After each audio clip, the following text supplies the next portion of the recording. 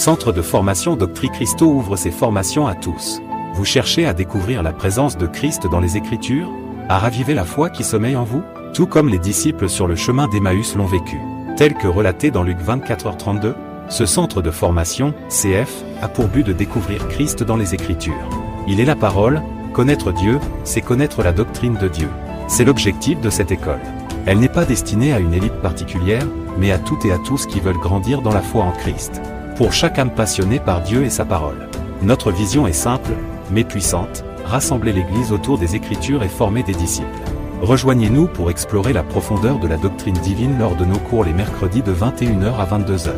C'est ici que commence votre voyage vers une foi plus profonde et une compréhension plus claire de la parole.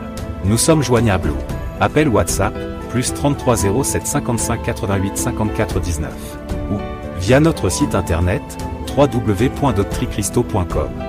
Nos formations se font en ligne. Centre de formation Doctrine Christo, une école accessible à tous.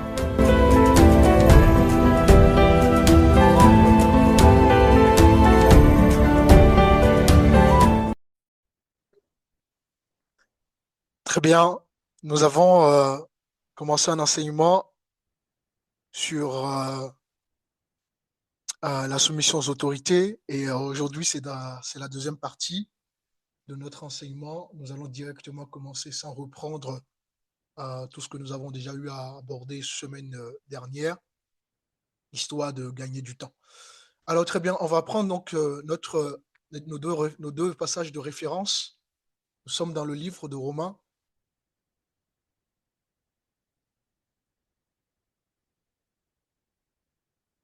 Romains chapitre 13.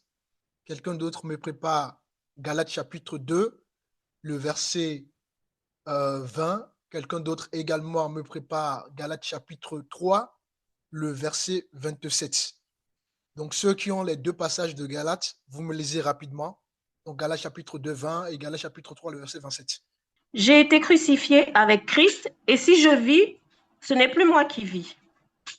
C'est Christ qui vit en moi.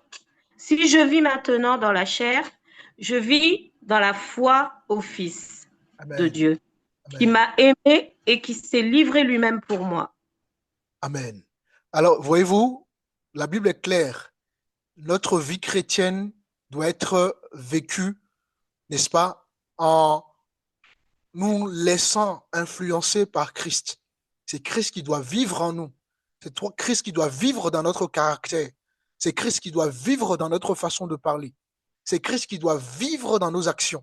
Nous ne nous appartenons plus, puisque nous devenons donc des esclaves du Seigneur. Rappelez-vous, lorsque nous étions dans le monde, nous étions tous esclaves du péché. Et dorénavant, n'est-ce pas, il y a eu donc, il y a eu la grâce de Dieu sur nos vies.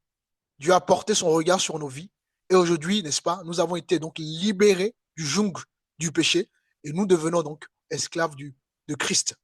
Donc, un chrétien doit pouvoir manifester Christ en lui. Et ça, c'est un cheminement de tous les jours, bien évidemment. Tous les jours, nous devons être capables de laisser Christ briser quelque chose dans notre vie. Nous devons être capables, n'est-ce pas, de laisser Christ agir dans notre vie pour être conformément à son image. Voilà pourquoi il est écrit, si je vis, ce n'est plus moi qui vis. Donc le moi, l'ego, tout ça, ça laisse la place à la vie de Christ en nous. Ce n'est plus moi qui vis, mais c'est Christ qui vit en moi. Donc quand les gens me regardent, les gens doivent pouvoir voir Christ et non Matthieu. Quand les gens nous regardent, les gens doivent être capables de voir Christ en nous. Et c'est ça en fait. Et c'est très très important qu'on comprenne ça. Et normalement, c'est un verset qu'on doit connaître par cœur. Et chaque jour, lorsque Dieu renouvelle son souffle de vie en nous, nous devons être capables de dire à Dieu, Seigneur, cette journée, vis en moi, vis dans mon caractère, vis dans mes actions, etc., etc. Voyez-vous? Ensuite, Galates chapitre 3, le verset 27. Vous tous qui avez été baptisés en Christ, vous avez revêtu Christ. Ok, donc qu'est-ce que nous constatons dans ce verset? On se rend compte que dès le baptême, Dès la sortie du baptême, rappelez-vous, le baptême, c'est quoi? Qui peut me donner rapidement un résumé de ce que c'est que le baptême? Qu'est-ce que c'est que le baptême? De façon résumée.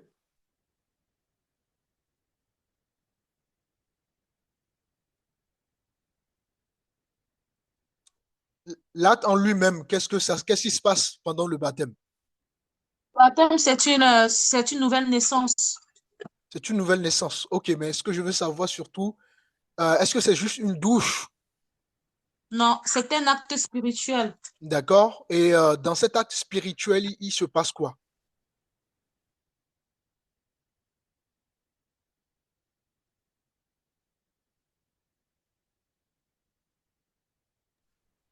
Pasteur, le baptême consiste à être immergé dans l'eau et Immergé dans l'eau. Eh oui, voilà, effectivement, entièrement. immergé dans l'eau Oui, pour aller vers une nouveauté de vie et en vue de recevoir également le Saint-Esprit d'accord. Recevoir le et, Saint-Esprit, oui. et commencer une nouvelle vie avec Christ. Commencer une nouvelle vie avec Christ. Ok, ce sont des points, hein, ce sont des réponses intéressantes. Et le, Euh, et le oui, baptême, normalement, par le baptême, nous sommes régénérés, nous sommes lavés. L'action de passer dans l'eau aussi nous lave du péché. mhm. L'action du baptême nous lave du péché, oui. Oui. Tu viens progressivement là. Là, tu n'es plus loin de la bonne réponse que j'attends. Pasteur, je pense que on avait dit que le baptême, c'était un acte secret de Dieu par lequel Dieu nous accorde une nouvelle vie spirituelle. Oui, mais ce que je veux savoir, c'est que quand vous rentrez dans l'eau, qu'est-ce qui se passe concrètement? C'est quoi le but du fait d'être immergé? Rappelez-vous euh, du thème grec qu'on utilise, hein, l'immersion totale. Ça, c'est pour faire quoi? Pourquoi on est immergé totalement dans l'eau? C'est pour nous dépouiller. C'est pour nous dépouiller. Ok, toutes ces réponses sont bonnes, mais en fait, j'attendais simplement que vous me disiez que, en fait, on enterre le vieil homme. Voyez-vous, c'est un ensevelissement. On enterre qui nous étions dans le monde, d'accord? L'homme que nous étions, la femme que nous étions. Et si on était donc connu dans le monde comme un voleur, ben justement, on enterre cette vie, justement, voyez-vous. Si on est connu dans le monde comme euh, quelqu'un qui a le sang chaud, ben on enterre justement tout ça dans l'eau, voyez-vous. Et Dieu nous donne un casier judiciaire, si je peux m'exprimer ainsi, vierge. On commence véritablement à zéro. C'est pour ça justement que lorsque comment il s'appelle, Nicodème, va avoir justement cette conversation avec Jésus, Jésus lui dit, mais il faut naître de nouveau. Et Nicodème ne comprenait pas parce qu'il se disait, mais moi je suis vieux, dois-je rentrer dans le ventre de ma mère? Donc il ne comprenait pas, voyez-vous? Donc il y a véritablement un dépouillement. On est dépouillé de notre vieil homme, on est dépouillé de notre ancienne vie pour justement maintenant, c'est là maintenant le verset 27 de Galates chapitre 3 va prendre tout son sens. Et maintenant, on est revêtu.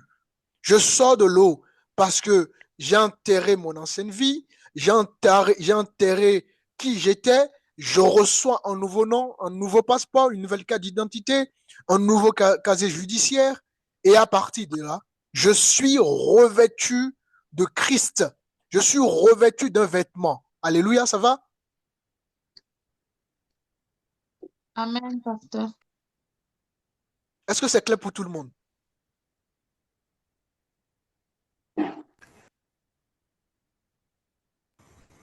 Amen, amen. Gloire à Dieu. Donc, voyez-vous, c'est très important. Vous comprenez que là où vous êtes actuellement, vous n'êtes pas seul. Vous êtes habillé. Il y a un vêtement spirituel, un linge qui est sur vous. D'accord? Qui vous identifie à Christ. Vous marchez avec un manteau spirituel. Vous marchez avec un revêtement spirituel. Et la servante Karine disait tout à l'heure, le baptême nous a permis de recevoir le Saint-Esprit. Et Saint-Esprit est notre capacité justement à obéir à la parole de Dieu. Parce que sans le Saint-Esprit, il nous est quasiment impossible d'obéir à Dieu. Pourquoi? Parce que la chair est ennemie de Dieu. Voyez-vous? La chair, elle ne peut pas aller vers le ciel. Elle ne peut pas nous pousser à obéir au Seigneur. Mais gloire soit rendue au Seigneur à notre baptême. Nous avons été scellés du Saint-Esprit et nous sommes donc habillés pour justement marcher dans notre nouveauté de vie. Et voilà pourquoi, en tant qu'enfant de Dieu, on doit y voir Christ dans ma vie de tous les jours. Évidemment, cela ne veut pas dire que je suis parfait. Cela ne veut pas dire que je vais tout faire d'un seul coup. Cela ne veut pas dire que je ne vais pas tomber. Oui, je vais tomber. Oui, voilà. Mais l'esprit qui est en moi va s'attrister. L'esprit qui est en moi va m'interpeller. L'esprit qui est en moi va me pousser à me rendre compte que ce n'est pas ce que je dois faire, je dois avoir comme attitude, je dois dire comme parole, je dois penser comme penser, etc., etc. Et je comprends que voilà, Christ doit véritablement faire partie de ma vie. Hein? Et ça, c'est très, très important. Maintenant, nous sommes dans Romains chapitre 13. Donc, rappelez-vous, la semaine dernière, nous avons donc séparé ce verset en 3 sections. D'accord? Et dans la première section, on nous demande donc à partir du verset 1er, bien évidemment, on nous demande donc de nous soumettre aux autorités et toute autorité confondue. Parce que sachez que le policier a été établi comme autorité dans notre vie. Le magistrat a été établi comme autorité dans notre vie. Lui ne sait pas. Mais pour toi, tu dois comprendre que lorsque tu te retrouves devant un magistrat, d'accord, il est placé comme autorité dans ta vie et tu dois te soumettre à lui. Pareil, le policier ne sait pas qu'il est établi dans ta vie. Mais toi, en tant qu'enfant de Dieu, tu sais qu'il est établi voilà, dans ta vie. Donc, quand on fait face aux autorités, que ce soit aux autorités euh, euh, euh, gouvernementales, les autorités politiques, les autorités familiales, les autorités professionnelles, les autorités spirituelles, c'est-à-dire ecclésiastiques, et toutes ces formes d'autorité-là, la Bible nous demande donc de nous soumettre aux autorités. Et ce qui est intéressant dans cette première section, à partir du verset 2, c'est pourquoi celui qui s'oppose à l'autorité résiste à l'ordre que Dieu a établi. C'est très important ce verset. On nous dit que à partir du moment où nous nous opposons à l'autorité que Dieu a établie, en fait, ce n'est pas à l'autorité que nous désobéissons, ce n'est pas à l'autorité que nous avons affaire. Nous avons directement affaire avec Dieu. C'est-à-dire, nous avons affaire à l'ordre que Dieu a établi. Donc, je ne peux pas être un enfant de Dieu. Voyez-vous, appelé à marcher dans les voies de Dieu, appelé à dégager un parfum de bonne odeur au travers de ma vie pour glorifier Dieu, appelé à être à l'image de Christ et en même temps rejeter l'ordre établi par Dieu, rejeter les choses que Dieu a établies. Donc quand j'obéis à un policier dans la rue, je sais je le fais pour Dieu. Quand j'obéis à un magistrat, je le fais pour Dieu. Quand j'obéis à monsieur le maire, je le fais pour Dieu. Voyez-vous, à chaque fois que je me retrouve devant une autorité et que je vis dans l'obéissance, je dois être conscient que je le fais pour Dieu, pour la simple raison que c'est l'ordre établi par Dieu. Est-ce que c'est clair? Amen. Amen. Amen. Oui, oui. Très bien. Maintenant, dans la section 2, qui commence à partir du verset 7. Donc, section 2 à partir du verset 7. Là, dans cette deuxième section donc, de ce chapitre, on souligne ici l'importance, d'accord, de la soumission de la responsabilité. On nous parle ici, on nous dit ici que chaque chrétien doit rendre à chacun ce qui lui est dû. En d'autres termes, d'accord, j'ai quelque chose, j'ai quelque chose à donner comment ça s'appelle, aux autorités, parce que ce chapitre fait référence directement à l'autorité. Nous avons tous quelque chose à donner à l'autorité. Il y a un dû, si vous voulez. D'accord? Cela concerne donc, bien évidemment, les impôts, les tasses, mais aussi la soumission aux autorités. Donc, il ne s'agit pas ici seulement d'obéir extérieurement, d'accord? Mais il nous faut une attitude intérieure qui doit être juste, conforme à la volonté du Seigneur. Donc, chaque enfant de Dieu doit vivre, non pas dans la rébellion, parce que la rébellion, nous le savons, d'accord, elle est de Satan. Un enfant qui se rebelle applique les principes tout simplement de Satan. Et donc, je ne peux pas prétendre vouloir appliquer les principes de Dieu et en même temps les principes de Satan. Donc, un enfant de Dieu ne doit pas vivre dans la rébellion, mais dans l'ordre établi par Dieu. Et le verset 8, qui fait partie toujours de la section 2, hein, nous parle donc de l'amour comme donc accomplissement de la loi. On nous dit que l'amour, c'est la seule dette permanente du chrétien. En d'autres termes, nous devons rendre ce que nous dure aux personnes concernées, notamment aux autorités, payer les impôts, les charges, tout ce que vous voulez. Ça, il ne doit pas y avoir une dette, si vous voulez. Je ne dois pas avoir une dette vis-à-vis d'une autorité. Je ne dois pas avoir une dette vis-à-vis si j'ai un impôt à payer dans un pays. Je dois payer mes impôts, payer mes charges sociales, etc., etc. Ça, il ne doit pas y avoir une dette. Mais en revanche, quant à l'amour, c'est une dette permanente. Est-ce que vous comprenez? L'amour, c'est une dette permanente. La seule chose, d'accord, qui doit être une dette, c'est d'aimer mon prochain, d'aimer les autres. Est-ce que vous comprenez? Ça va? Et en aimant, la Bible nous dit que nous accomplissons, voyez-vous, la loi. Pourquoi nous accomplissons la loi? Parce que tout simplement, les commandements comme ne pas voler, ne pas tuer, ne pas convoiter, voilà, tous les commandements du Seigneur sont tout simplement résumés dans cette vérité qui est aimer, donc, ou bien aime ton prochain comme toi-même. Donc, c'est la seule dette que je dois à quelqu'un. Tous les dûs doivent être rendus pour laisser place à une seule dette, qui est la dette de l'amour. Est-ce que vous arrivez à saisir ça? Vous arrivez à saisir? Ça va? Oui. Donc, tout ce que je dois, si je dois avoir une dette, c'est la dette de l'amour. Pourquoi? La seule dette restera la dette de l'amour parce que j'ai rendu mes dûs. J'ai rendu ma soumission aux autorités, j'ai payé mes taxes, j'ai payé mes impôts et tout ce qui doit être une dette, d'accord, sur ma tête, c'est l'amour pour mon prochain. Ensuite, on va directement aller sur la section 3 à partir du verset 12, même à partir du verset 13.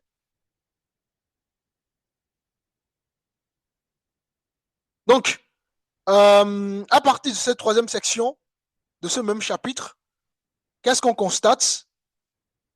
On constate que, comme on l'a vu, on doit se revêtir du Seigneur, comme Galates 3, 27 nous dit que donc, une fois que nous sortons de l'eau, nous donc recevons un vêtement, et ce vêtement donc nous permet de ressembler, de marcher comme Christ, d'être comme le Seigneur. Et Galates chapitre 2, 20, verset 20 dit, ce n'est plus moi qui vis, mais c'est Christ qui vit en moi. Donc, il faut se revêtir du Seigneur Jésus-Christ. C'est très important qu'on comprenne ça. Et se revêtir du Seigneur Jésus-Christ, c'est accepter une dépossession intérieure, un dépouillement intérieur. Je dois laisser mon ancienne vie dans l'eau et embrasser totalement, complètement, d'accord, la nouvelle vie que j'ai reçue au travers justement de ma nouvelle naissance. Donc, j'ai tout ce qu'il faut pour justement être dépouillé. J'ai reçu tout ce qu'il faut pour ressembler à mon Seigneur. J'ai aucune excuse devant Dieu. Dieu a tout donné pour que nous soyons capables, non plus selon notre propre capacité, pour que nous soyons capables, n'est-ce pas, de le ressembler chaque jour qu'il nous permet de vivre. Donc, se revêtir du Seigneur, c'est renoncer tout simplement à soi-même. Voyez-vous? On va prendre Luc rapidement. Bon, je ne vais pas fermer le passage. Quelqu'un d'autre me prend rapidement un passage dans Luc. Luc, chapitre 9, le verset 23.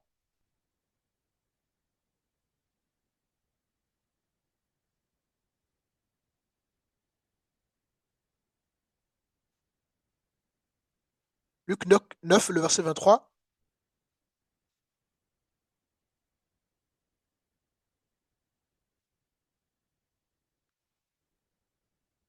Puis, il dit à tous, si quelqu'un veut être mon disciple, qu'il renonce à lui-même, qu'il se charge chaque jour de sa croix et qu'il me suive. Amen.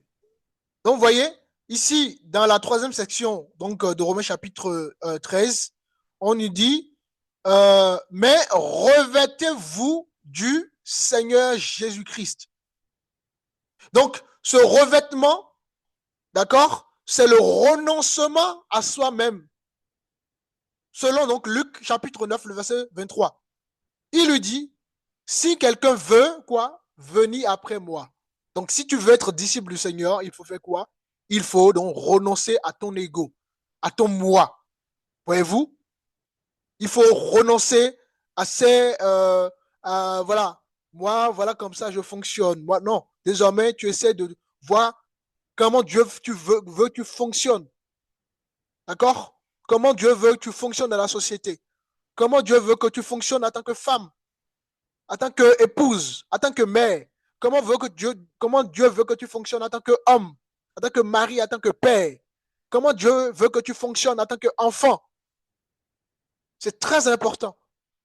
On doit toujours chercher, Seigneur, dans cette situation, qu'est-ce que tu attends de moi? Qu'est-ce que je dois faire dans cette situation? Seigneur, en tant qu'épouse, voilà la situation qui se présente. Qu'est-ce que je dois faire en tant qu'épouse dans cette situation? En tant qu'époux, qu'est-ce que je dois faire dans cette situation? En tant qu'enfant, qu'est-ce que je dois faire dans cette situation? C'est ça un chrétien. Un chrétien qui veut véritablement ressembler, n'est-ce pas, à son maître, doit chercher, non pas à vivre selon ses émotions, non pas selon ses sentiments, d'accord? Les sentiments, c'est sentimentis. Les sentiments ne sont pas stables et ne sont pas fiables. Donc, on ne se fie pas à ces sentiments, mais on se fie à ce que Dieu nous dit. Seigneur, qu'est-ce que je dois faire? Qu'est-ce que je dois faire dans cette situation, Seigneur? Montre-moi ce que je dois faire. Conduis-moi dans cette décision. Quelle décision je dois prendre? Seigneur, comment je dois me comporter? Et c'est ça qui va te permettre de vivre, de pouvoir justement atteindre cette exigence donc du Seigneur par rapport à notre vie chrétienne. Donc, il faut renoncer à soi-même. Ensuite, il faut renoncer à ses droits. Il faut renoncer à ses réactions naturelles. Ah, moi, quand on m'énerve, moi, je casse tout. Non, tu n'es plus, tu es un enfant de Dieu. Tu dois renoncer à ça. Oui, quand tu étais dans le monde, quand on t'énervait, tu cassais tout. Maintenant, il ne faut pas casser tout. Voyez-vous? Ah, quand moi, ceci. Non, il faut renoncer à tes réactions naturelles et laisser la place à l'esprit, que l'esprit prenne vie en toi. Voyez-vous? Il faut renoncer à sa manière de voir les choses également, de sa manière de gérer les situations. Dans une situation de stress, comment tu gères cette situation? Voyez-vous? Dans une situation où tu te sens piégé, où tu te sens injustement accusé, où tu te sens injustement diffamé, comment tu dois te comporter? Est-ce que tu vas laisser la place à la chair de prendre le dessus ou tu vas laisser la place à ce que Dieu veut que tu fasses justement dans cette situation bien précise? C'est ça le renoncement à soi-même. Amen, ça va?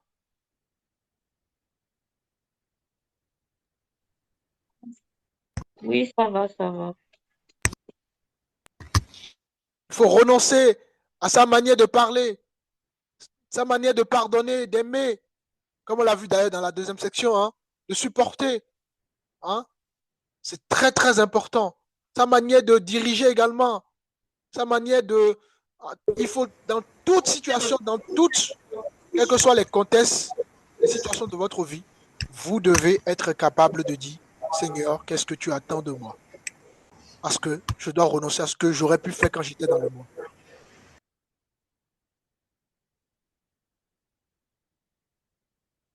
Je dois renoncer.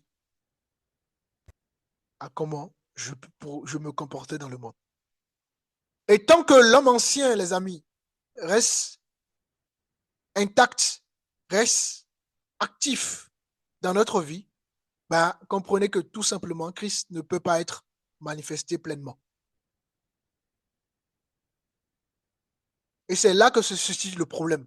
À chaque fois que l'homme, le vieil homme, va être toujours actif dans notre vie, d'accord, Christ ne pourra pas trouver sa place. Alors, on va lire plutôt le verset 14 de Romains enfin, le verset 14, pardon, du chapitre 13.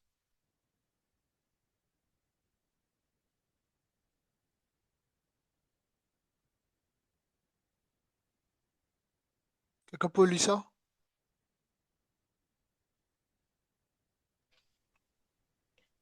Je lis la parole. Mais revêtez-vous du Seigneur Jésus-Christ et n'ayez pas soin de la chair pour en satisfaire les convoitises. Amen. Vous voyez? C'est vraiment, la vie chrétienne, c'est vraiment de la pratique. La pratique. Il faut laisser Christ vivre en nous, bien-aimés. Il faut laisser Christ vivre en nous. Et à travers, euh, euh, euh, euh, quelles que soient les situations, il n'y a aucune situation qui doit nous pousser à ne pas vivre, d'accord, comme Christ veut de nous. Pour ressembler au Seigneur, pour être comme Christ, il faut être revêtu, il faut être revêtu de Christ. Il faut d'abord se dépouiller. C'est là justement que réside la difficulté. Et si on ne comprend pas ça, on aura du mal justement à être donc revêtu de Christ. Parce que être revêtu de Christ, cela implique justement un combat au quotidien, un combat entre le vieil homme et notre nouvelle vie. Il y a un combat dans la chair. Le texte est clair. Hein? Si nous voulons être comme Christ, il faut être revêtu de Christ. Et la Bible continue en disant, n'ayez pas soin. Donc, il ne faut pas prendre soin, n'ayez pas soin de la chair pour en satisfaire quoi? Les convoitismes. Donc, cela veut dire qu'il y a une responsabilité personnelle. Nous avons la responsabilité vis-à-vis justement de ce devenir, d'être, le fait de pouvoir justement incarner le Seigneur dans notre vie de tous les jours. On ne devient pas spirituel par hasard. Il faut prendre conscience, d'accord, de ce que Dieu attend de nous. Et ensuite, il faut pas nourrir sa chair. Tout ça, ça passe dans la prière aussi. Hein, la prière, le désir, les enseignements qu'on reçoit. Et c'est vraiment, il faut faire un travail personnel. Il y a une responsabilité personnelle.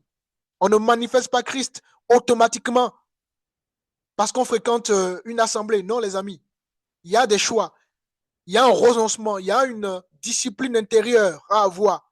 Il faut nourrir l'esprit. Parce que si nous nourrons justement la chair, hein, comme le verset le dira, n'ayez pas soin de la chair.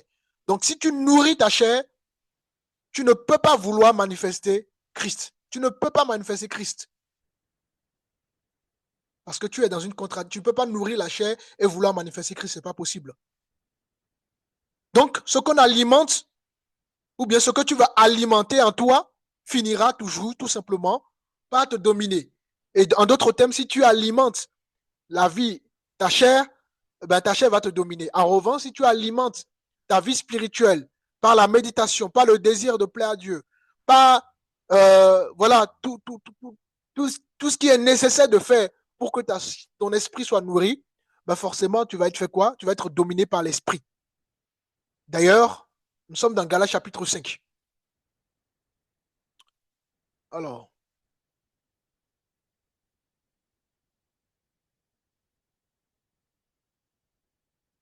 quelqu'un peut me lire le verset 17.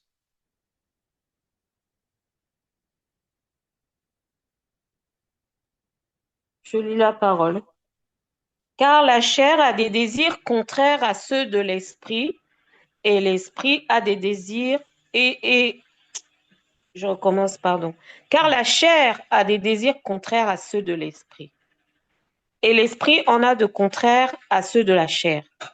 Ils sont opposés entre eux, C'est bon. afin que vous ne... Vous voyez? C'est-à-dire que ma chair a autre désir contraire à ce que Dieu veut. Moi, mon ego a un autre désir par rapport à ce que Dieu veut de moi. Donc, il y a deux désirs qui s'opposent. Ce que j'ai envie de faire est contraire par rapport à ce que Dieu me demande de faire.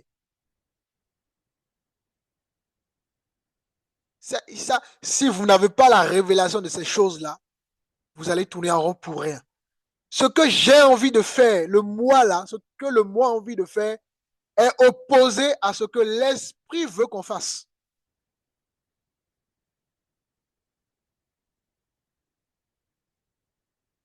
Donc, la chair a des désirs qui sont donc contraires à ceux de l'esprit. Ensuite, lis-moi le verset 16, un peu en haut.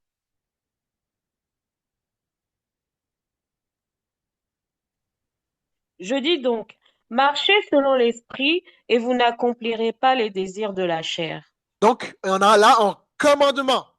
Marchez selon l'esprit et vous n'accomplirez pas les désirs de la chair. Donc, c'est en marchant par l'esprit, d'accord, qu'on ne va pas justement accomplir les désirs de la chair. Mais marcher par l'esprit, ce n'est pas automatique. Pour marcher par l'esprit, il faut une discipline, il faut une vie de méditation de tous les jours. Il faut prendre sa Bible. Il ne faut pas méditer, il ne faut pas avoir des temps de méditation une fois dans le mois, hein, c'est tous les jours. Comment nous nourrissons, nous cultivons notre vie intime avec le Seigneur. La dernière fois, vous avez pris vos Bibles, ça remonte à quand? Vous ne pouvez pas vouloir marcher avec l'esprit et vous êtes totalement déconnecté justement de cette vie-là, de cette relation intime avec votre Dieu, les amis. Marchez selon l'esprit. Tu dois marcher selon l'esprit. On ne peut pas porter justement ce vêtement tout en gardant l'ancien. Ce n'est pas possible. Il faut se débarrasser de notre ancienne nature, de notre chair. C'est un processus, bien évidemment, qui est un processus quotidien, mais il faut vivre en marchant selon l'esprit. Et, voyez, il faut qu'on marche selon l'esprit, les amis. Parce qu'en marchant selon l'esprit, vous allez voir, vous aurez facilement cette facilité de dominer en fait la chair. Ah, Seigneur, qu'est-ce que je dois faire? Seigneur, à chaque fois que tu te poses une question, il faut se poser cette question dans cette situation. Seigneur, qu'est-ce que je dois faire dans cette situation? Et l'esprit te dira ce qu'il faut faire. Et là, quand l'esprit te dit ce qu'il faut faire, tu vis, tu obéis. Pourquoi tu peux obéir? Parce que tu as justement la capacité d'obéir. Nous allons prendre un autre passage dans Éphésiens chapitre 4.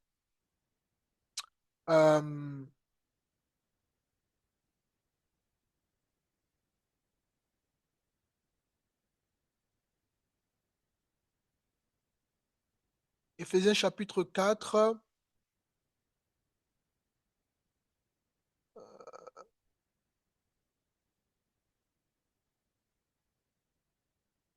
On va prendre le verset 24.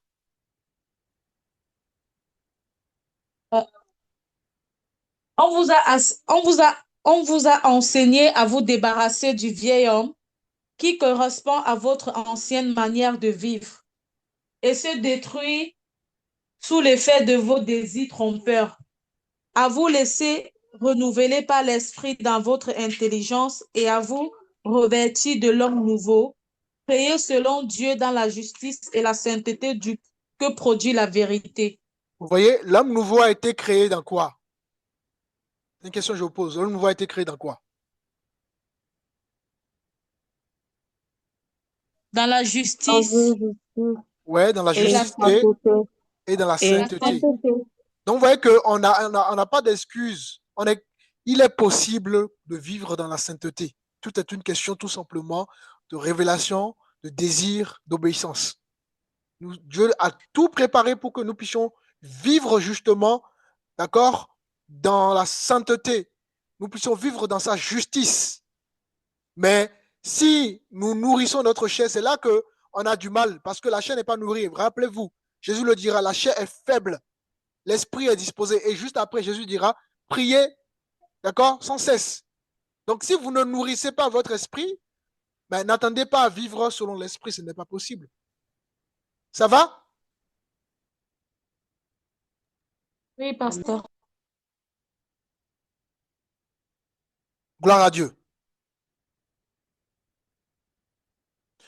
On va prendre Colossiens chapitre 3, le verset 9, je crois. Alors.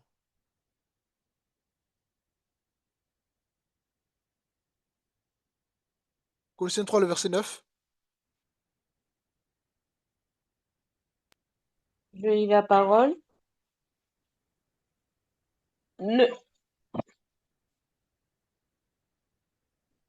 Ne mentez pas les uns aux autres, vous étant dépouillés du vieil homme et de ses œuvres,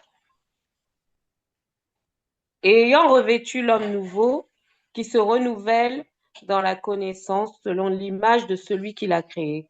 Vous voyez? Donc la Bible, vous voyez à quel point la Bible insiste sur le revêtement, sur l'homme nouveau. Ne mentez pas les uns aux autres, vous étant dépouillés du vieil homme. Donc le dépouillement du vieil homme, c'est indispensable, capital pour le chrétien, pour tout enfant de Dieu. Et de ses œuvres, le verset 10, et ayant revêtu l'homme. Donc, à chaque fois qu'on se débarrasse de quelque chose, un caractère, un comportement qui ne glorifie pas Dieu, il faut tout de suite laisser la place, justement, d'accord, au nouveau homme, justement, qui est en nous. Ayant revêtu l'homme nouveau, qui se renouvelle. Donc, vous voyez que l'homme nouveau a besoin d'être renouvelé. Vous avez besoin de nourrir l'homme nouveau, de nourrir justement l'homme intérieur dans la connaissance selon l'image de celui qui l'a créé. Donc l'homme nouveau a été créé, mais il faut qu'il soit renouvelé dans la connaissance. Donc il faut une vie spirituelle régulière, au quotidien, d'accord, disciplinée. Et c'est ça qui va justement nous permettre d'avoir le résultat que Dieu attend de nous. Donc, des versets, il y en a des tonnes par rapport à voilà, par rapport à cela. La Bible ne peut pas être plus claire que ça. Amen. Amen. Amen. Donc, une fois que vous avez compris ça, parce que c'est important, vous saisissiez tout ça. Et si vous ne saisissez pas tout ça, vous aurez du mal à vous soumettre à l'autorité. Tout ça, la soumission, le dépouillement, comment ça s'appelle, l'amour comme dette permanente, tout ça est lié justement à la soumission à l'autorité. Aujourd'hui, beaucoup pensent que le bonheur consiste à avoir une maison, un salaire, une famille, une sécurité, une stabilité matérielle, tout ça. Mais lorsque vous regardez concrètement ce que l'Évangile nous enseigne, ce que les Écritures nous enseignent, ce que Jésus nous enseigne, d'accord? Et en l'occurrence, ce que Jésus a enseigné dans le sermon sur la montagne, ben, nous pouvons voir que clairement une autre définition du bonheur. D'accord? Et c'est là le problème parce que nous voulons toujours une situation confortable. Et à la fois une situation confortable pour justement les besoins de la vie, mais aussi une situation confortable dans toute situation. On veut que les gens soient toujours une autorité, ne nous reproche jamais rien. Ouais, on veut toujours une situation confortable. On veut que on nous dit toujours que tout ce qu'on fait c'est bien. On veut toujours une situation confortable. Vous voyez, on ne veut pas être repris. On ne veut pas respecter les aînés dans la foi. On ne veut pas respecter les responsables, ceux qui ont des responsabilités. On veut, voilà, on veut toujours une situation confortable. Mais quand on regarde justement la définition que nous donne Jésus sur le sermon, ça n'a rien à voir par rapport à ce que nous, on a l'impression de vouloir pensant que la vie chrétienne ne se définit pas justement ces choses-là. Alors que non, la Bible est claire. Jésus dira heureux, hein, les pauvres en esprit. Donc, ce sont ceux qui sont pauvres en esprit qui sont heureux. La Bible dira heureux ceux qui sont persécutés. Donc, ce sont ceux qui sont persécutés qui sont heureux. Mais nous, la chaîne n'aime pas la persécution. La chaîne dira non, non, non, non, non, non, non, non. Pourquoi? Ouais? Et là, justement, on commence par adopter donc les principes de Satan. Ah non, on ne peut pas me parler comme ça. Ah non, ceci. Ah non, j'ai raison. Ah non, vous voyez? Non, c'est quand tu es persécuté, même quand tu as raison, que justement, que tu vis le bonheur décrit par le Seigneur. Vous voyez? Heureux serez-vous lorsque on vous insultera, un truc comme ça. Hein? On va le prendre quand même, pour que je ne dise pas n'importe quoi. Nous sommes dans Matthieu, chapitre 5.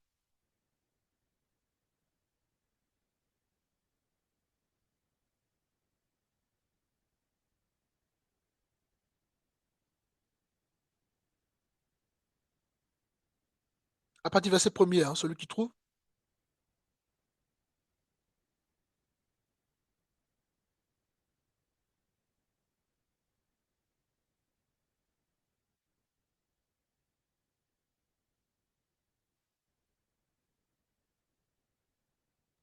Tu as bien dit Matthieu 5. Oui, Matthieu 5, oui. Je lis la parole. Voyant la foule, Jésus monta sur la montagne et après qu'il se fut assis, ses disciples s'approchèrent de lui. Verset 2. Puis, ayant ouvert la bouche, il les enseigna et dit, heureux les pauvres en esprit, car le royaume des cieux est à eux. Verset 4. Heureux les débonnaires, car ils hériteront la terre. Heureux ceux qui ont faim et soif de la justice, car ils seront rassasiés. C'est 7. Heureux les miséricordieux, car ils obtiendront miséricorde. Heureux ceux qui ont le cœur pur, car ils verront Dieu. Heureux ceux qui procurent la paix, car ils seront appelés fils de Dieu. Heureux ceux qui sont persécutés par la justice, car le royaume des cieux est à eux. Verset 11. Heureux serez-vous lorsqu'on vous outragera, qu'on vous persécutera et qu'on dira faussement de vous toutes sortes de mal à cause de moi. Waouh! Relis-moi encore ce verset-là. Tu es dans quel verset là? 12. Verset 12. Réjouissez-vous et soyez dans l'allégresse. Non. Non, c'était pas ça. L'autre, hein, le 11. Le 11. Heureux serez-vous lorsqu'on vous outragera, qu'on vous persécutera et qu'on dira faussement de vous toutes sortes de mal à cause de moi. Vous voyez? Il y a des choses que nous subissons à cause de Christ, les amis. Et ça, la chaîne n'aime pas la persécution. La chaîne n'aime pas les fausses accusations. La chaîne n'aime pas ce genre de choses. Et Jésus nous dit, c'est là vous serez heureux. Pourquoi? Vous serez heureux. C'est à cause de moi que vous subissez ces choses-là. Vous voyez que le bonheur n'est pas lié au confort, mais le bonheur est lié justement à l'union avec Christ. Et même dans l'injustice et la souffrance, nous devons être heureux.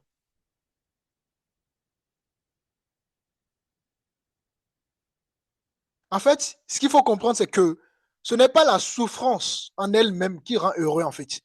En fait, ce qui nous rend heureux, c'est le fait tout simplement de souffrir injustement à cause de Christ. Et un homme ou une femme qui est dépouillé, même quand il subit de l'injustice, il sait que ce n'est pas ça qui doit le pousser à se rebeller, mais qu'il doit vivre dans l'obéissance.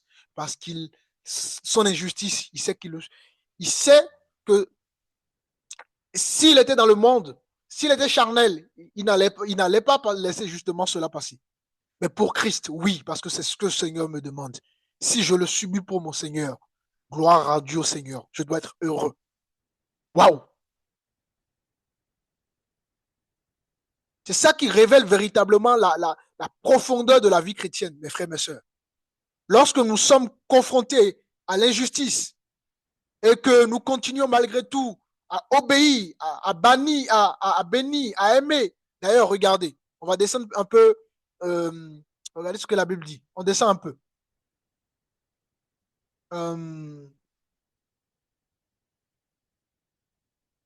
Que Dieu nous aide véritablement.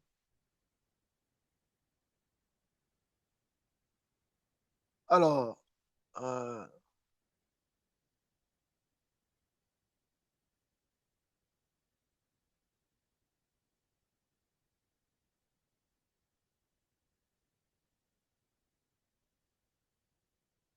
ok. Ouais, à partir du verset 38.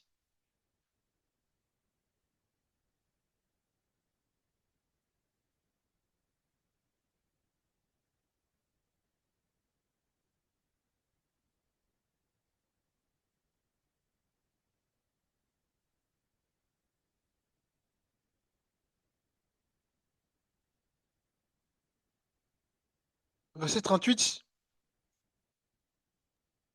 Je lis le verset 38.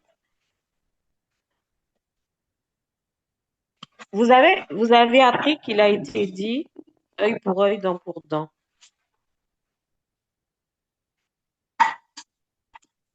Oui, continue. Verset 39. Mais moi, je vous dis de ne pas résister aux méchants. Si quelqu'un te frappe sur la joue droite, présente-lui aussi l'autre. Vous voyez, qui aujourd'hui, quand on va gifler quelqu'un, là, qu'est-ce qui va se passer en retour? La bagarre. Et qu'est-ce que le Seigneur nous dit? Parce que c'est plus qu'une image. Les gens parlent d'image, mais c'est plus qu'une image ici. Il faut rester dans une position toujours de paix. Waouh, c'est ça un homme dépouillé.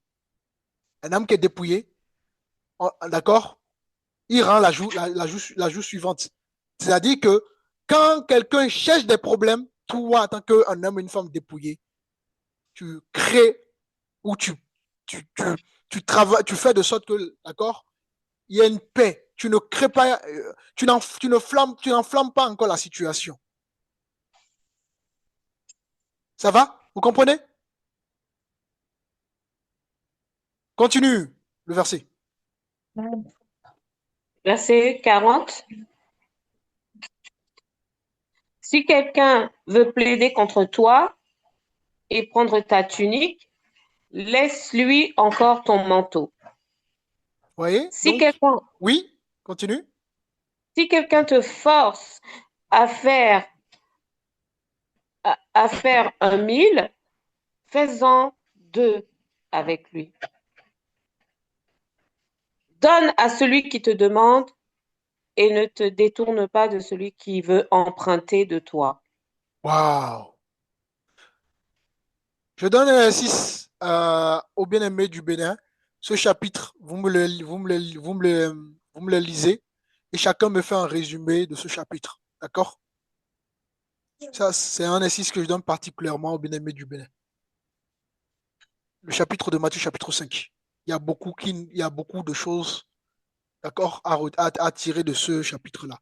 Voilà la vie que Dieu nous demande se résume dans ce chapitre-là. C'est dans ce même chapitre que le Seigneur nous dira, il faut prier pour ceux qui nous persécutent.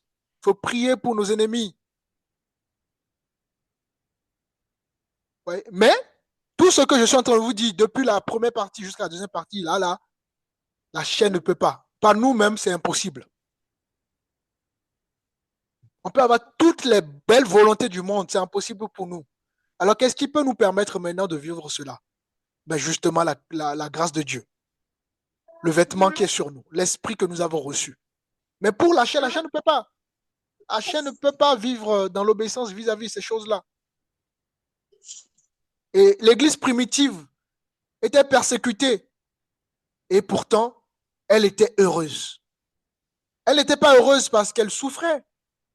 Elle était heureuse parce que justement, elle portait quelque chose de Christ en elle.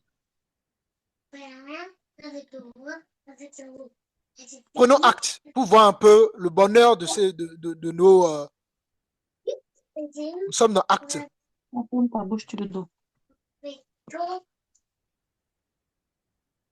Acte combien, pasteur? Alors, acte 5, verset 40.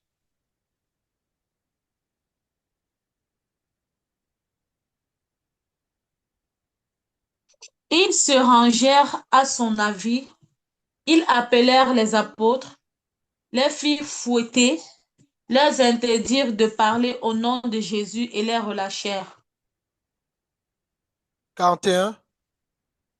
Les apôtres quittèrent le Sanhédrin, joyeux d'avoir été jugés dignes d'être maltraités pour le nom de Jésus. Waouh! Vous avez compris, les amis? Des apôtres, ils ont été frappés, fouettés. Des apôtres, des serviteurs de Dieu. Et dans le verset 41, qu'est-ce qu'on nous dit? Les apôtres se retiraient de devant du Sanhédrin, joyeux. Pourtant, ces gars viennent d'être frappés. Mais ils font quoi?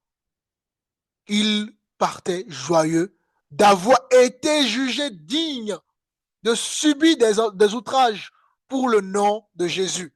Mais nous, aujourd'hui, là, qu'est-ce qu'on va dire? Tu sais qui je suis? Ah, j'accepte pas ça. Ah non, mais c'est pas possible. On va trouver tous les discours du monde. Ce sont des hommes qui se sont fait frapper. Et fouetter, ça ne rigole pas. Ils se sont fait fouetter. Et ils partaient joyeux parce qu'ils savaient que leur douleur, leur souffrance, d'accord, c'était pour le Seigneur. Et ils étaient fiers de ça. Ce sont des hommes spirituels. Combien de chrétiens d'aujourd'hui sont spirituels? Combien de chrétiens aujourd'hui sont spirituels, arrivent à se connecter à Dieu? Déjà, rien que quand déjà on est recadré, on a un problème déjà. Donc imaginons déjà fouetter. Fouetter, c'est encore un autre niveau. Si un pasteur fouette quelqu'un aujourd'hui, le pasteur ira en prison. On va lui porter plainte. Vous vous rendez compte, les amis? C'est à ce niveau que Dieu veut qu'on soit capable de faire taire la chair et de laisser l'esprit vivre en nous. On va prendre encore un autre passage. Acte 8. Partie verset 1er.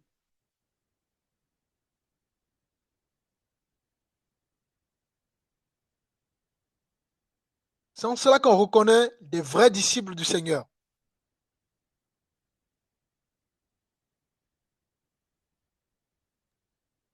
Acte 1, le verset 8. Oui. À partir du verset 1er, pardon. Et Acte 8, verset 1er. Saul avait approuvé le meurtre d'Étienne. Il y eut ce jour-là une grande persécution contre l'église de Jérusalem et tous, excepté les apôtres, se dispersèrent dans les contrées de la Judée et de la Samarie. Alléluia. Vous voyez, malgré il y a eu décès, des meurtres, les chrétiens n'ont pas arrêté de servir le Seigneur. Malgré la persécution qu'ils subissaient. Aujourd'hui, une petite persécution, qu'est-ce qu'on va faire? Hop, on va claquer la porte. Hop, on va partir de l'église. Hop, on va bloquer les gens. Hop, vous voyez, on est comme ça aujourd'hui. On va bouder les gens. Hop, on va bouder le Seigneur. Hop, on va plus prier. Hop, on va plus jeûner. Hop, on va abandonner de servir le Seigneur. Hop, on abandonne tout. Qu'est-ce qui peut pousser ces chrétiens à être capables de vivre dans la joie, de persévérer même dans la persécution? Parce qu'ils avaient une réelle relation avec Dieu. Ils ne sont pas différents de nous. Ce ne sont pas des chrétiens qui avaient deux têtes. Ils ne sont pas si différents que nous. Mais comment, n'est-ce pas, comment se fait-il que ces chrétiens ont été capables de comprendre ces choses et de laisser... ils ont été dépouillés du vieil homme, les amis. Vous savez, déjà au 1er au 5e siècle, du 1er jusqu'au 5e ou 4e siècle, justement après la mort de Jésus, il y avait une persécution terrible des chrétiens. Déjà sous Néron, il y a beaucoup de chrétiens qui ont été brûlés vifs, comme torches humaines. Vous vous rendez compte? On les a... C'était terrible, les amis. On les livrait aux bêtes, à des lions. Ils se faisaient manger tout cru. On les crucifiait sous Néron, au 1er, au 4e, voire 5e siècle. Les chrétiens étaient exilés. Les chrétiens étaient, voilà, ont été exécutés.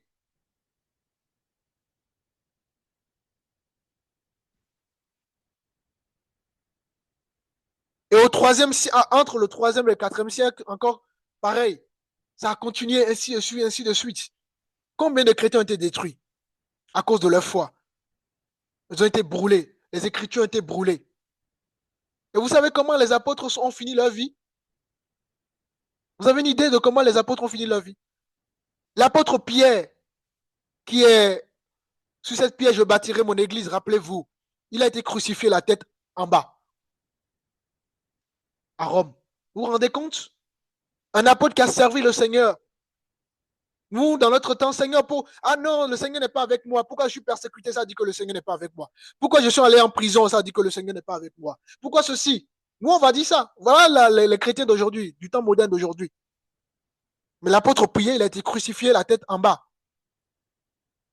Pareil, sous Néron. Néron, il a fait des choses terribles. Il n'était pas le seul d'ailleurs. Hein. Ils étaient plusieurs. Hein. Voilà comment l'apôtre Pierre qui a servi le Seigneur, il a fini sa vie. Quand nous allons prendre l'apôtre André, qui fait partie justement des 12 apôtres du Seigneur, il a été crucifié lui aussi. C'était terrible. Jacques, qui est le fils de Zébédée, pareil. Il a été décapité à Jérusalem par Hérode. L'apôtre Jean, il était le seul parmi les apôtres à être exilé. Et lui, il a connu la vieillesse, il a été exilé, mais il a été persécuté. Philippe, même chose, il a été crucifié. Tous les apôtres, que ce soit Bétrémy, Thomas, tous ces apôtres-là ont fini mal leur vie. Jacques, qui est le fils d'Alphée, pareil, il a été jeté dans le haut du temple.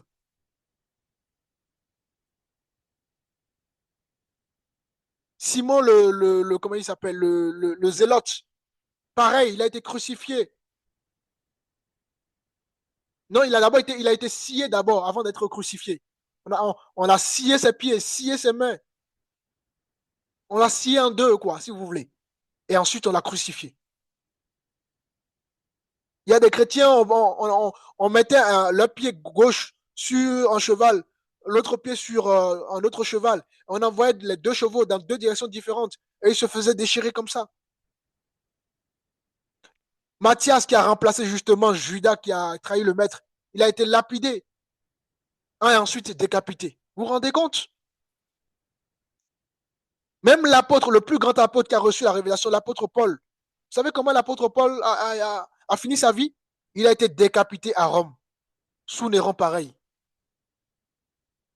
Donc, mes frères, l'évangile, là, si on n'a pas la révélation, la profondeur de l'évangile, on va faire tout le contraire de ce que Dieu attend de nous. Quand vous entendez ces choses-là, c'est quoi le sentiment que vous avez? Voyez comment des hommes comme ça peuvent accepter. Et ils ne fuyaient pas. Hein. Ce n'étaient pas des gens qui fuyaient. Il faut avoir une certaine dimension, une certaine relation avec Dieu.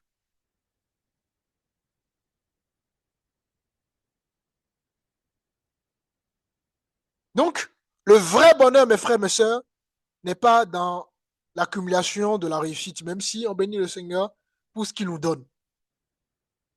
N'est pas dans la sécurité terrestre, les amis.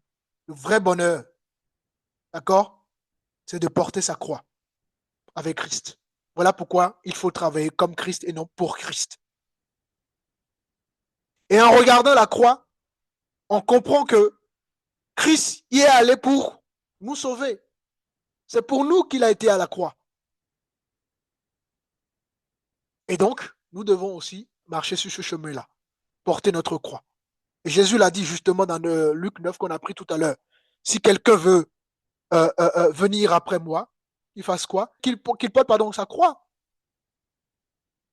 La croix, c'est ça le cœur de l'évangile. Il faut porter notre croix.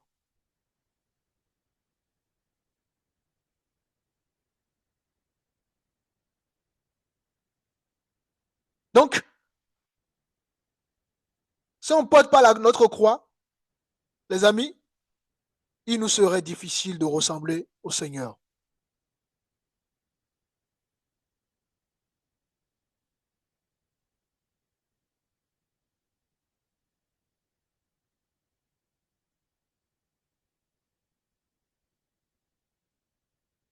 On va voir un peu euh, comment Jésus,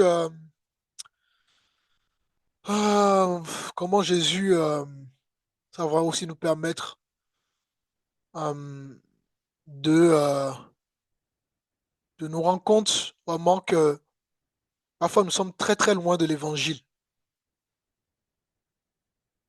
Alors nous sommes dans Matthieu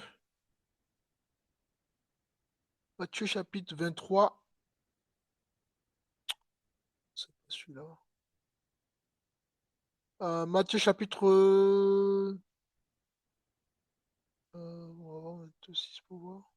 Attendez un instant, hein. Ok, Matthieu chapitre 26 plutôt. Alors, on va prendre le verset 63.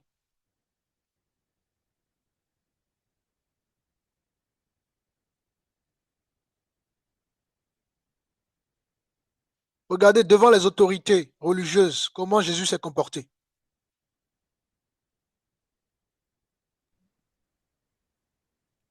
Je lis la parole de Dieu. Jésus garda le silence et le souverain sacrificateur prenant la parole lui dit, je t'adjure par le Dieu vivant de nous dire si tu es le Christ, le Fils de Dieu. Ok. Donc ici, Jésus se faisait déjà accuser à tort et devant une autorité. Qu'est-ce qu'il fait? Il garde le silence. Il est accusé faussement par les chefs religieux, mais il ne se défend pas parce qu'il sait, malgré qu'il est Dieu, il s'est soumis lui-même à l'autorité. Malgré les mensonges qui étaient donc voilà, prononcés sur sa vie, il a accepté l'injustice, d'accord, sans se rebeller. Il a fait le choix d'obéir parce que se rebeller, c'est justement appliquer le principe de Satan. Lui, le maître, le grand maître, le fils du Dieu vivant, lui qui est Dieu, il s'est soumis à l'homme. David dira, qui est l'homme pour que tu portes ton regard sur lui?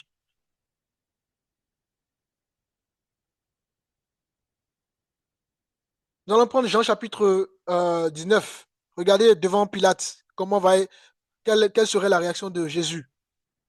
Pilate, je rappelle, c'est une autorité politique. 19, à prendre le verset 10.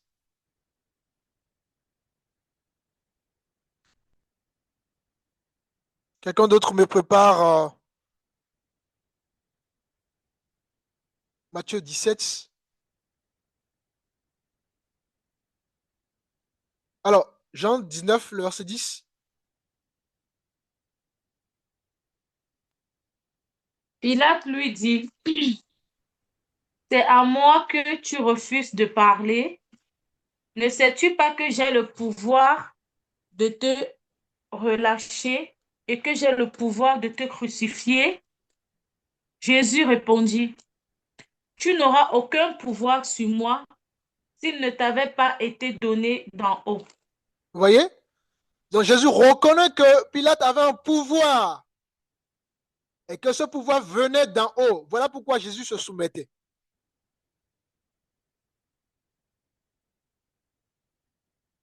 Nous, on a tendance à regarder les hommes au lieu de voir toujours Dieu derrière les situations. Même devant ton enfant, il faut voir Dieu derrière. Devant ton mari, ton épouse, apprenons à voir Dieu dans chaque situation. Parce que oui, Dieu peut te parler au travers de ton épouse. Dieu peut te parler au travers de ton mari, de tes enfants.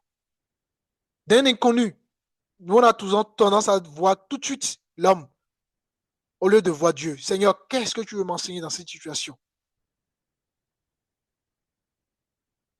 Je disais Matthieu, j'avais dit Matthieu 17, c'est ça? Matthieu 17.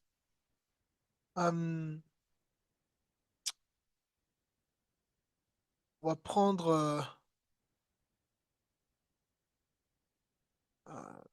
verset 27. Cependant, pour ne pas les choquer, va au lac, jette la maison et tire le premier poisson qui viendra. Ouvre-lui la bouche et tu trouveras de l'argent. Prends-le et donne-le leur pour moi et pour toi. Oui, Jésus n'était pas obligé ici de payer l'impôt, mais il s'est soumis justement à la loi pour ne pas scandaliser. Ensuite, Matthieu 22, le verset 21.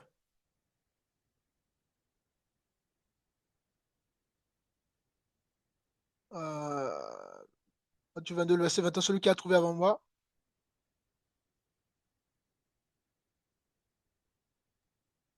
Je lis la parole. Matthieu 22, le verset 21.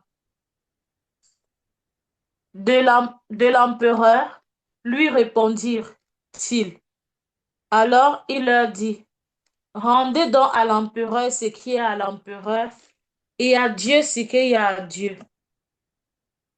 Vous voyez, le dû que nous avons dans la deuxième section de Romains chapitre 13. Donc, il faut rendre à chacun son dû. Si on a de la soumission à rendre, on rend. Si on a du respect à rendre, on rend le respect. Et la seule dette qui est permanente, c'est d'aimer notre prochain. Même quand Jésus a été arrêté, vous voyez, il n'a pas résisté. Prenons Jean 18, je crois, le verset 10 ou le verset 11. On va voir comment Jean 18.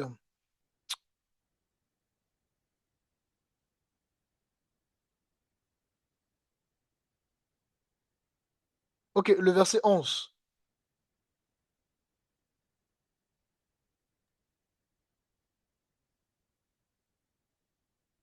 Jésus dit à Pierre, remets ton épée dans son fourreau. Ne boirai-je pas la coupe que le Père m'a donnée à Vous voyez, boire? Jésus n'a pas résisté. Il n'a pas lutté. Il n'a pas, vous voyez, alors qu'il pourrait, il pouvait, il a les capacités.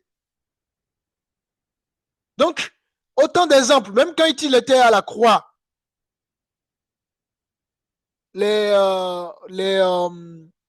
comment ça s'appelle, les serviteurs de, comment ils appellent là, ceux qui l'ont crucifié, ils se moquaient de lui. Et la Bible nous dit dans Isaïe qu'il n'a point ouvert la bouche. Rappelez-vous, on l'avait lu à la première partie.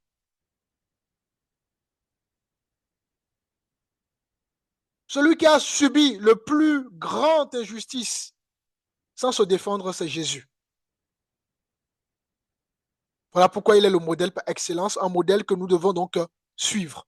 Donc, les amis, c'est porter la soumission, c'est très profond, c'est une révélation. D'accord? Il faut avoir vraiment une révélation et laisser l'esprit agir pour ressembler au Seigneur. Et c'est ça qui va faire que vous allez voir, Dieu va faire des choses énormes dans votre vie. Vous allez prier pour les gens, il y aura des gens qui vont être guéris. Vous allez, parce que votre vie porte justement la croix. L'onction se transmet par la croix.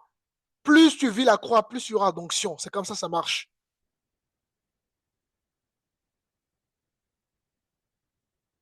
Mais s'il n'y a pas la croix, tu auras du mal à vivre des dimensions, des choses terribles. Donc voilà, pour la deuxième partie, je vais m'arrêter là pour aujourd'hui. C'est très important qu'on comprenne ces genres de choses. Mais bien aimés, nous voulons vivre des choses extraordinaires avec le Seigneur, même au-delà même des choses extraordinaires, juste pour l'obéissance, pour ressembler à notre Seigneur. Car Christ viendra chercher une église glorieuse, sans tâche ni rien de semblable, rappelez-vous. Donc, si nous voulons vraiment atteindre ce statut, d'accord, de Christ, il nous faut donc laisser le Seigneur vivre en nous. Et cela passe par le dépouillement.